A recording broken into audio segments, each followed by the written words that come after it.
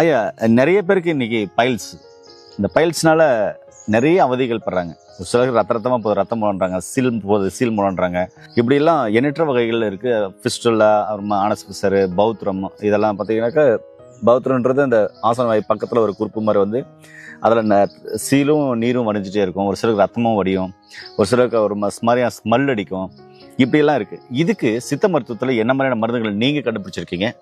வீட்டில் இருந்தபடியே என்ன மாதிரியான உணவுகள் எடுத்தால் ஓரளவுக்கு அதை சரி பண்ணலாம்?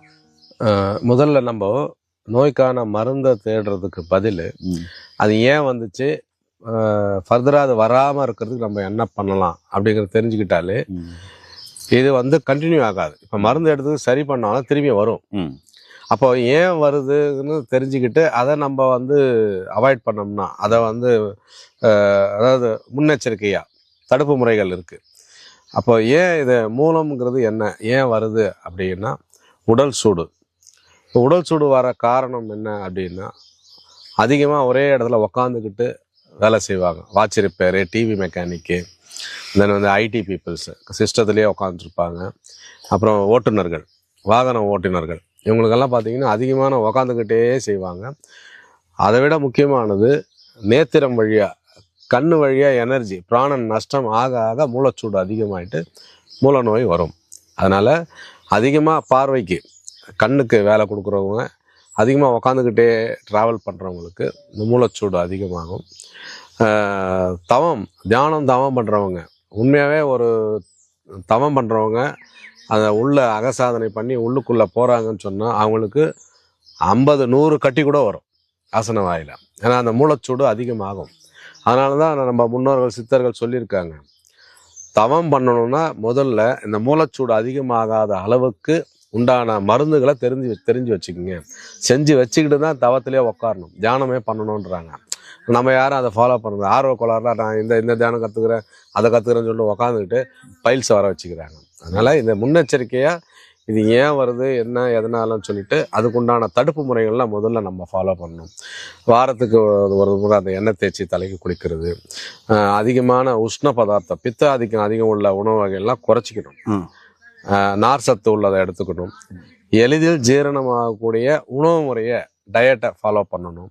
அதுவும் கிடையாது, எல்லாம் ஜங்க் ஃபுட்டு, அந்த ஃபாஸ்ட் ஃபுட்டு, அது இதுன்னு முக்கியமாக அந்த மைதா ஐட்டம், பரோட்டா, அதை சாப்பிட்றது. அதாவது மொத்தத்தில் மலத்தை வந்து கட்ட வச்சாலே எல்லா பிரச்சனையும் வரும், மூலம் உட்பட, பௌத்திரம் உட்பட. அதனால் தினமும் வயிறு, அதாவது குடல் சுத்தி ரொம்ப முக்கியம். எப்படி தினமும் பல்லு வளர்க்குறோம், குளிக்கிறோமோ அது மாதிரி குடலை க்ளீன் பண்ணணும்.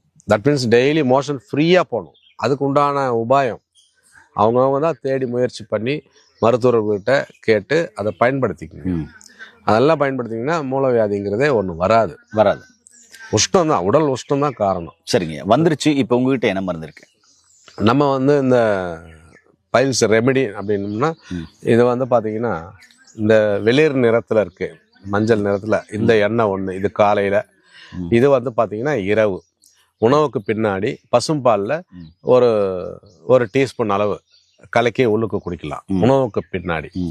இது பார்த்தீங்கன்னா உணவுக்கு முன்னாடி வெந்நீரில் ஒரு 1/4 ஸ்பூன், அதாவது 1 கிராம் அளவு இந்த சூரணத்தை உள்ளுக்கு எடுத்துக்கலாம். இது ரெண்டும் எடுத்துகிட்டு வந்தீங்கன்னு சொன்னால் இது மலமிளக்கியாக வேலை செய்யும். இதில் இன்னொரு விஷயம் என்ன, இந்த 2 எண்ணெயில் அப்படின்னா, பௌத்திரம் புற்றுநோய், ஆசன வாயில் அவருடைய புற்றுநோயை கூட இது சரி பண்ணும். அந்த அளவுக்கு நல்ல அருமையாக வேலை செய்யக்கூடியது. இது பௌத்திரத்துக்கும் யூஸ் பண்ணலாம். பௌத்திரத்துக்கு இதுக்கு மேலே வந்து குங்குளிய வெண்ணெய், அப்புறம் இன்னொரு மாத்திரை கொடுப்போம், அதை செட்டாக பயன்படுத்திக்கிங்க. ரெண்டுத்துக்கும் ஒரே மருந்து தான், பௌத்திரத்துக்கு மட்டும் ஒரு 2 மருந்து எக்ஸ்ட்ரா ஆட் ஆகும். இதை எடுத்து பயனடைங்க, நல்லா அருமையாக வேலை செய்யும். வீட்டு குறிப்பு, அதாவது மருந்தை தவிர்த்து வேறு ஏதாவது சொல்லுங்கள் அப்படின்னு கேட்டிங்கன்னு சொன்னால், ப்ராக்டிக்கலாக அனுபவத்தில் சொல்லக்கூடியது நான் ஏற்கனவே வீடியோவில் பதிவு போட்டிருக்கோம் நம்ம காணொலியில். வாரத்துக்கு ஒரு முறை அல்லது 4 நாளைக்கு ஒரு முறை மதிய உணவை ஸ்கிப் பண்ணிடணும். மதிய உணவு சுத்தமாக விட்டுட்டு அதுக்கு பதில் நாட்டு கொய்யா, பழுத்த பழம், உங்களால் எத்தனை சாப்பிட முடியுமோ சாப்பிடுங்க. மறுநாளே பார்த்தீங்கன்னா மோஷன் அவ்வளோ ஃப்ரீயாக வரும். அந்த ரத்தத்தோடு வருது பாருங்க மலம், ரொம்ப ஸ்ட்ரெயின் பண்ணி முக்கி ம். போகிறதெல்லாம் நடக்காது. ம். மறுநாளே ஃப்ரீயாக போவோம். ம். அந்த ப்ளீடிங்கே ஆகாது. ம். நிறைய பேருக்கு நம்ம சொல்லி கை மேலே பலன். மறுநாள் ஃபோன் பண்ணி வாழ்த்தி தள்ளிடுவாங்க. ஐயா என்ன ஐயா எந்த மருந்து இந்த கொய்யா பழம் சாப்பிட்டது இவ்வளோ எஃபெக்ட் ஆகும். ஆனால் நல்லா இருக்குன்னு சொல்லிட்டு தினமும் எடுக்காதீங்க. அதிகமாக கோல்டு சளி பிடிக்கும். அதனால் ஒரு 4 நாளைக்கு ஒரு தடவை இல்லை 3 நாளைக்கு ஒரு தடவை மதிய உணவு அறவே விட்டுட்டு வெறும் கொய்யா பழம் மட்டும். கணக்கெல்லாம் பார்க்காதீங்க. அவங்களால எத்தனை பழம் சாப்பிட முடியுமோ வயிறு முட்டை சாப்பிடுங்க. ஒன்றும் பண்ணாது.